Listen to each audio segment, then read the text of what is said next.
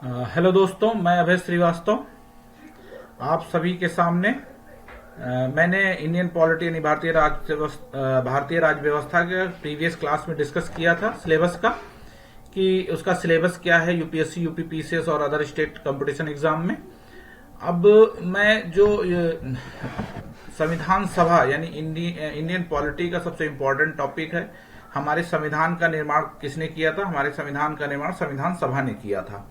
संविधान सभा के सदस्यों का चुनाव कैसे हुआ, संविधान सभा का गठन कैसे हुआ था, और संविधान सभा का चुनाव कैसे हुआ था, प्रारूप समिति का अध्यक्ष कौन था, डॉक्टर भीमराव अम्बेडकर का क्या योगदान रहा है। तो सॉरी जितने भी यहाँ पे क्वेश्चन ऑब्जेक्टिव टाइप क्वेश्चन होंगे, यानी संविधान सभा से रिलेटेड जितने भी क्वेश्चन कंपटीशन एग्जाम में आए हैं, यूपीएससी, यूपीपीसीएस और अदर स्टेट सर्विसेज यानी राजस्थान, एमपी, बिहार, जितने भी नॉर्थ इंडिया के स्टेट्स हैं, हिंदी भाषी क्षेत्र हैं, जितने भी कंपटीशन के एग्जाम हैं, उसमें जो इंडियन पॉलिटी के जो क्वेश्चन आए हैं वो सारे हम यहाँ पर डिस्कस करेंगे संविधान सभा के।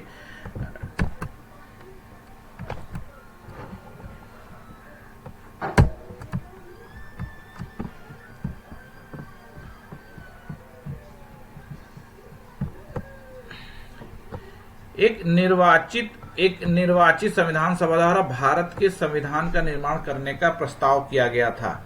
एक निर्वाचित संविधान सभा द्वारा भारत के संविधान का निर्माण करने का प्रस्ताव किया गया था। देखिए क्वेश्चन समझिए, यहाँ पे दिया है कि जो हमारा संविधान सभा जो होगी यानी संविधान का निर्माण जो करेगी, वो सबसे पहले प्रस्ताव किसके द्वारा किया गया था?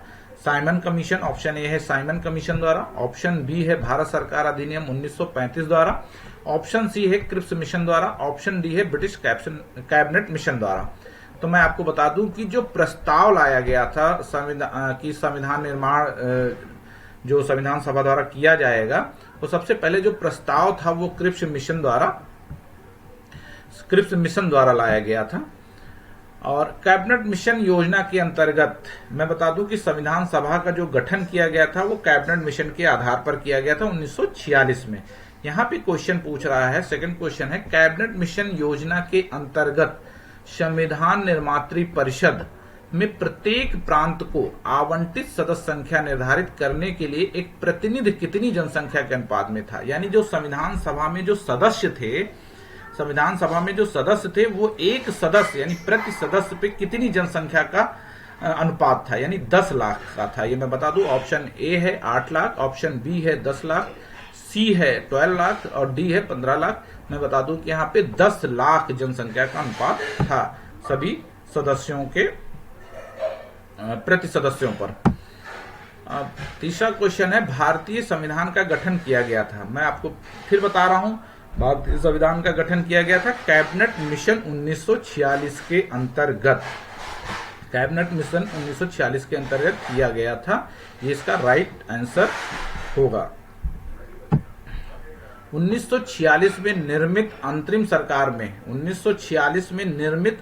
सरकार में कार्यपालिका परिषद के उपसभापति कौन थे? तो मैं यहाँ बता दूं कि उपसभापति जवाहरलाल नेहरू थे। ऑप्शन ए होगा आंसर इसका। Doctor S Radhakrishnan, Shri Rajagopalachari, doctor Rajendra Prasad दिया हुआ है, लेकिन इसका आंसर जो होगा वो जवाहरलाल नेहरू होगा। निम्नलिखित में से कौन अगस्त 1946 ईस्वी में गठित प्रथम अंतरिम राष्ट्रीय सरकार का सदस्य नहीं था? कौन अगस्त 1946 ईस्वी में गठित प्रथम अंतरिम राष्ट्रीय सरकार का सदस्य नहीं था? मैं बता दूं, सी राजगोपालाचारी थे, डॉक्टर राजेंद्र प्रसाद थे और जगजीवन राम भी थे, ऑप्शन डी, लेकिन डॉक्टर एस राधाकृष्णन नहीं थे। इसका आंसर जो है ऑप्शन सी होगा। मैं आज 5 क्वेश्चन मैंने डिस्कस किए हैं संविधान सभा के। मैं यहाँ बता रहा हूँ कि मैं डेली 5 से 10 क्वेश्चन डिस्कस करूंगा संविधान सभा के, और आने वाले दिनों में टॉपिक वाइज इंडियन पॉलिटी के सारे ऑब्जेक्टिव टाइप क्वेश्चन में डिस्कस करूंगा। कोई भी क्वेश्चन छूटने नहीं पाएगा।